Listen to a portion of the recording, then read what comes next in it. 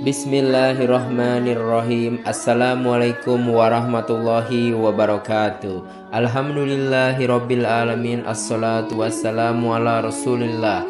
Segala puji kehadirat Allah Subhanahu wa taala, Tuhan semesta alam serta pencipta langit dan bumi, dan juga sholawat untuk Nabi besar Muhammad Sallallahu Alaihi Wasallam sebagai bentuk cinta dan penghormatan kita kepada beliau. Betapa menyedihkannya nasib seorang mukmin yang telah meninggal namun terjerumus ke dalam dosa jariah.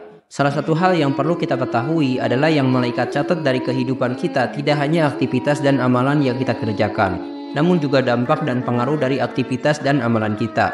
Dalam Al-Quran surah Yasin ayat ke-12, Allah Subhanahu wa taala berfirman, "Sesungguhnya kami menghidupkan orang-orang mati dan kami menuliskan apa yang telah mereka kerjakan dan berkas-berkas yang telah mereka tinggalkan. Dan segala sesuatu kami kumpulkan dalam kitab induk yang nyata atau Lauh Mahfudz." Nah, dari ayat tersebut kita dapat simpulkan bahwa orang yang melakukan amal dan aktivitas yang baik, maka insya Allah Subhanahu wa taala akan mencatat amal baik itu dan memberikan ganjaran dari apa yang diamalkan. Oleh karena itu, agama Islam mengajarkan umatnya untuk melakukan amal kebaikan yang mana amal tersebut bisa memberikan pengaruh baik bagi masyarakat luas. Insya Allah dengan begitu kita akan mendapatkan pahala dari amal yang kita kerjakan sekaligus dampak baiknya. Hal ini sebagaimana yang pernah diriwayatkan oleh Abu Hurairah radhiyallahu anhu bahwa Rasulullah pernah bersabda, apabila manusia meninggal, amalnya akan terputus kecuali 3 hal, yaitu sedekah jariah, ilmu yang bermanfaat, dan anak soleh yang mendoakannya. Hadis riwayat At-Tirmidzi. Nah, sebaliknya, apabila kita melakukan amal keburukan atau maksiat, maka kita pun akan menuai dosa.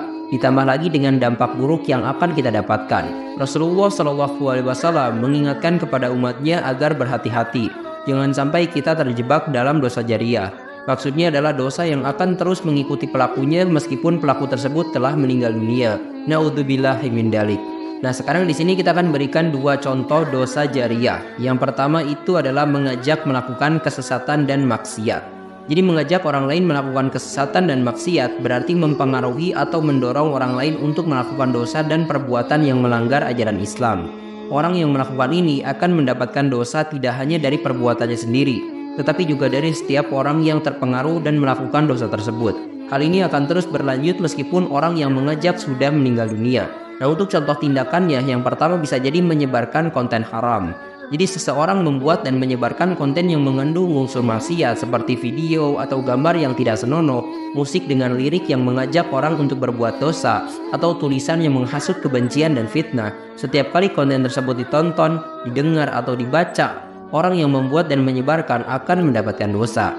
Rasulullah SAW pernah bersabda, barang siapa yang mempelopori satu kebiasaan buruk dalam Islam, maka dia mendapatkan dosa keburukan itu dan dosa setiap orang yang melakukan keburukan itu karena ulahnya tanpa dikurangi sedikit pun dosa mereka. Hadis riwayat Muslim. Terus untuk contoh yang kedua yaitu mengajarkan praktik syirik atau bid'ah. Nah, seorang guru spiritual atau pemimpin komunitas mengajarkan praktik-praktik yang tidak sesuai dengan ajaran Islam seperti perdukunan, ramalan, atau ritual-ritual yang mengandung unsur syirik. Pengikut yang menjalankan ajaran tersebut akan menyebabkan guru tersebut terus mendapatkan dosa. Allah Subhanahu wa taala berfirman di dalam Al-Quran surah An-Nahl ayat ke-25. Dan sesungguhnya mereka akan memikul beban dosa mereka sendiri dan beban-beban dosa yang lain di samping beban mereka sendiri. Dan sesungguhnya mereka akan ditanyai pada hari kiamat tentang apa yang selalu mereka ada-adakan. Terus untuk contoh yang ketiga yaitu menyebarkan ideologi sesat. Seseorang menulis buku atau artikel yang menyebabkan ideologi yang menyesatkan atau bertentangan dengan ajaran Islam seperti ajaran ateisme, sekularisme, dan ekstrim atau paham yang meremehkan nilai-nilai agama. Setiap kali ideologi tersebut dibaca dan diyakini oleh orang lain, penulisnya akan terus mendapatkan dosa. Allah Subhanahu wa taala berfirman di dalam Al-Quran surah Muhammad ayat ke-32. Sesungguhnya orang-orang yang kafir dan menghalangi manusia dari jalan Allah serta memusuhi Rasul setelah petunjuk itu jelas bagi mereka, mereka tidak dapat membahayakan Allah sedikit pun dan Allah akan menghapus amal-amal mereka. Nah, sekarang kita akan berikan juga langkah untuk menghindari dosa jariah tersebut. Yang pertama tentunya segeralah bertaubat. Memohon ampun kepada Allah dengan taubat yang sungguh-sungguh atau taubat nasuha. Dan berjanji tidak akan mengulangi perbuatan tersebut. Ini berdasarkan Al-Quran surah An-Nur ayat ke-31. dan bertaubatlah kamu semua kepada Allah, wahai orang-orang yang beriman, agar kamu beruntung. Terus untuk langkah yang kedua yaitu menarik kembali atau menghentikan penyebaran konten. Jika memungkinkan, menarik kembali atau menghentikan penyebaran konten yang mengandung kesesatan atau maksiat dan menggantinya dengan konten yang bermanfaat dan sesuai dengan ajaran Islam. Terus untuk langkah yang ketiga yaitu menyebarkan kebaikan dan ilmu yang bermanfaat. Menggantikan amal buruk dengan menyebarkan konten kebaikan seperti ilmu yang bermanfaat, nasihat yang baik, dan juga amal jariah. Dengan begitu, seseorang dapat memperoleh pahala yang terus mengalir meskipun sudah meninggal dunia. Nah, sekarang mari kita lanjut ke dosa jariah yang kedua, yaitu mempelopori perbuatan maksiat. Nah, hal ini itu menjadikan orang pertama yang memulai atau menginisiasi atau menginspirasi suatu tindakan dosa atau kemaksiatan yang kemudian diikuti oleh orang lain. Orang yang mempelopori ini akan mendapatkan dosa tidak hanya dari perbuatannya sendiri, tetapi juga dari setiap orang yang menirunya. Dosa tersebut akan terus mengalir meskipun pelopornya sudah meninggal dunia. Nah, untuk contoh tindakannya atau contoh perbuatannya, yang pertama itu bisa jadi menyebarkan budaya berpakaian tidak sopan. Seseorang mulai mengenakan pakaian yang tidak sopan atau tidak menutup aurat di tempat umum. Ketika orang lain melihat dan mulai meniru gaya berpakaian tersebut, pakaian tidak sopan menjadi sesuatu yang umum dan diterima. Orang yang pertama kali memulai ini akan mendapatkan dosa dari setiap orang yang menirunya. Hal ini berdasarkan hadis Rasulullah SAW.